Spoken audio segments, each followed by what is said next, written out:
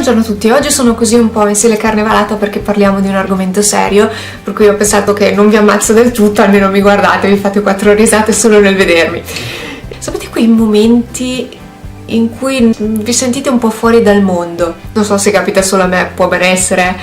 Questa sensazione me l'ha data guardando un telegiornale. In questo telegiornale sono arrivate di fila 3-4 notizie, una più traumatizzante dell'altra. Non so se perché i giornalisti stessi hanno perso il senso del traumatico, per cui non hanno più questo modo un po' più leggero per darti le notizie, no? Proprio mi sono arrivata pom. E invece che perdermi, chiaramente adesso arrivo a spiegarvi di cosa sto parlando. Allora, la prima notizia è stata quella: Donald Trump sta guadagnando voti rispetto a Hillary Clinton. E questa secondo me è una cosa un po' difficile da valutare, perché non essendo all'interno della politica americana si sente solo quello che viene mediato prima di tutto dalla traduzione in italiano e dopo dalla versione che viene data di questa traduzione, per cui con la cosa del telefono senza fili le notizie che ci arrivano sono da prendere altro che con le pinze, con la pinzetta.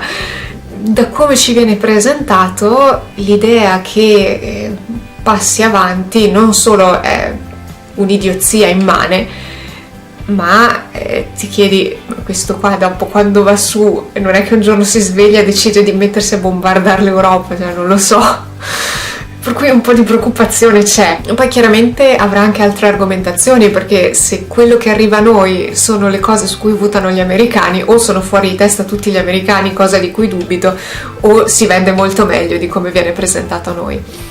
Seconda notizia che hanno dato proprio di fila, ripeto, è stata che a Parigi fanno questo centro in cui mettere tutti i rifugiati, in cui stanno un paio di giorni per poi rispedirli fuori. Quindi centro, li chiudiamo tutti da una parte e poi li sbattiamo via.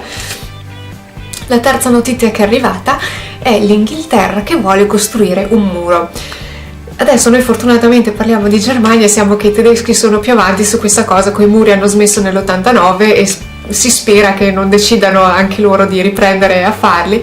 Sappiamo però già che l'Austria ci sta seriamente pensando, e con questa cosa che adesso ci vuole mettere anche sull'Inghilterra. Tra l'altro, nel momento in cui hanno dato la notizia, la prima cosa che mi è venuta in mente è stata questa immagine di un muro in mezzo all'acqua, perché già sono per conto loro, no? Se poi ci mettono anche il muro, cioè non si capisce, cioè poi hanno spiegato dove lo mettono.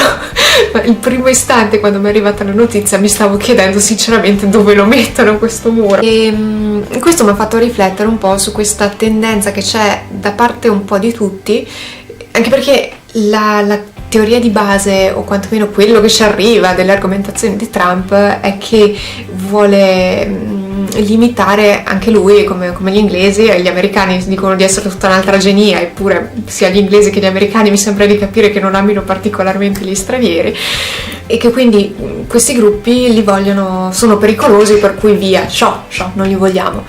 E stessa cosa fanno gli inglesi, questa gente che ci arriva nel nostro paese, ci conquista, aiuto, e chiudiamo le frontiere, chiudiamo tutto. Questo mi ha fatto tornare in mente su alcuni commenti che erano stati fatti sotto uno dei miei video. Era sul video su YouTube Italia non fa schifo, che secondo me non fa schifo, è il modo in cui noi lo usiamo. E discutendo un po' di questo argomento tutti insieme, finalmente tutti insieme, la mia argomentazione era che secondo me, se ci mettiamo tutti d'accordo, se decidiamo tutti comunitariamente nel momento in cui c'è questo video che non ci piace, o questa cosa che non ci piace, di evitarlo, e lo fa chiunque, prima o poi si accorgono che non funziona, quindi prima o poi smette di funzionare il sistema andiamo tutti lì, clicchiamo, quindi questo viene promosso. Se nessuno va, questo non viene promosso, quantomeno non viene promosso a quei livelli. Questa però è una cosa che non posso fare io come singolo, nel senso che se lo faccio io ha un valore, se lo facciamo in 20 ha un altro valore, se lo facciamo in 200 ha un altro valore ancora.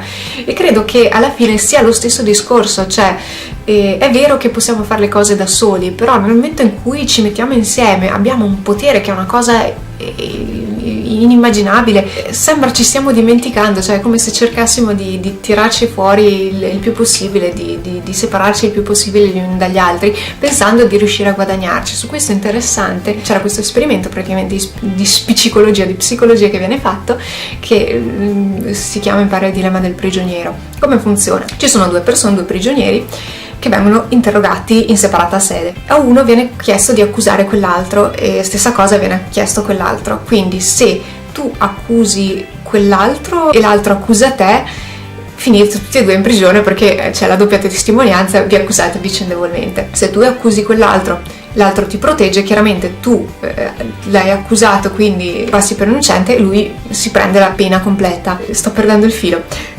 Cosa mi manca adesso? Se l'altro accusa te, tu non l'accusi, tu prendi la pena completa, l'altro non prende niente. E quindi l'esperimento era vedere come la gente reagisce di fronte a una proposta del genere. C'è chi accusa l'altro, c'è chi non lo accusa, si è ripetuto più volte. Uno impara, per cui capisce come reagiscono gli altri. E è interessante anche vedere come la gente reagisce, no? Dal fatto di essere fregata, e vedere se questo la porta a fregare gli altri o continuare imperterrito nel suo modo di fare.